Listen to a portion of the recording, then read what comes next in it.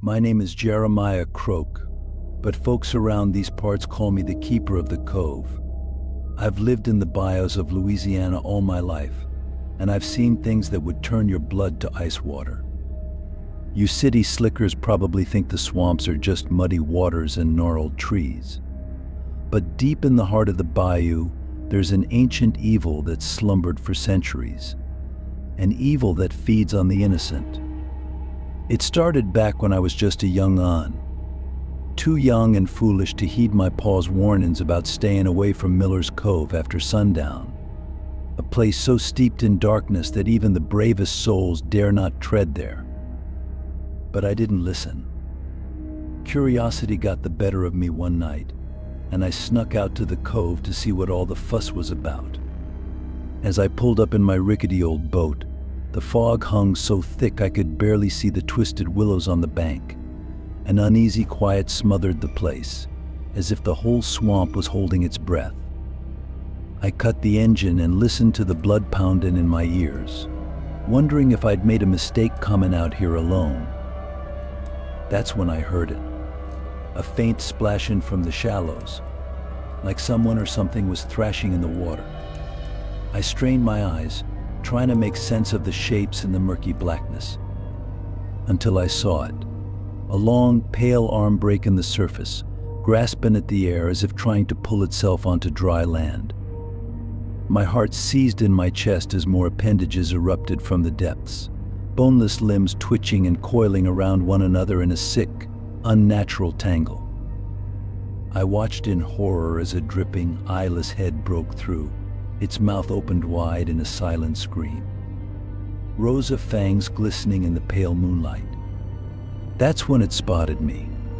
It let out an ungodly shriek that pierced right through me, chilling me to my core. Before I could react, its grotesque body was suddenly hurtling through the air straight towards my boat, twisted arms outstretched like a dozen gnarled tentacles. I slammed the engine into reverse and barely made it out of there with my life. I'll never forget the sight of that thing slamming against the hull, its jaws snapping wildly inches from my face. From that day on, I became the sworn protector of Miller's Cove. I started hearing stories from the old Cajun folks about the lurker, an ancient swamp creature that preys on the young and the pure of heart. Some say it was born from a curse, others that it crawled from the blackest pits of hell itself. All I know is that it's real, and it's hungry. I try to steer people away from the cove best I can, board up the trails, slam up danger signs, even scare off thrill seekers by firing off warning shots into the air. Because once the lurker gets its bony tendrils around you, you're pulled into a nightmare from which there's no waking. I've heard the screams echoing across the swamp on nights when the moon is full and the fog lies low. Sweet, innocent cries for help quickly dissolving into shrieks of sheer terror. Sometimes in the early morning mist, I'll find pieces of them scattered along the banks, little shoes, dolls, the tattered remains of a child's life. It takes all I have not to put a bullet through my own brain on nights like that. The guilt is almost too much to bear, knowing I couldn't save them from the lurker's gruesome hunger. All I can do is try to keep others from meeting that same fate. So heed my warning, folks. Stay away from the bayous after dark. Don't go poking around where you don't belong, because there are some evils in this world that were never meant to be understood, only feared. I am the keeper, tasked with guarding against an ancient horror that dwells within Miller's Cove. And as long as there's breath in my lungs, I aim to keep that horror at bay. No matter how many innocents must be sacrificed to its ravenous appetite. I can still hear the screams some nights when the swamp falls eerily silent. Piteous wails that set my hair on end and make my blood run cold. Just remembering the sheer terror in those cries is enough to keep me up at night. That's when the guilt and the what-ifs really start eating at me. What if I'd gotten there sooner? What if I'd warned them one more time about the dangers? Maybe just maybe I could have saved one more lost soul from a fate worse than death. But mostly I lay awake at night because of the fear. The bottomless, gut-churning fear that one day the lurker's gonna come calling for me. Ever since that first encounter at the Cove, it feels like it's had some sort of unholy mark on me. Like the stench of its rotten existence has seeped into my pores and cursed me for life. Some folks around here think I'm plumb crazy for standing guard over that forsaken place year after year. They ask why I don't just pack up and leave this godforsaken bio for good. But they don't understand I can't leave. I've tried before, but it always pulls me back. Something in the murky depths just won't let me go. It started with the dreams a few years back.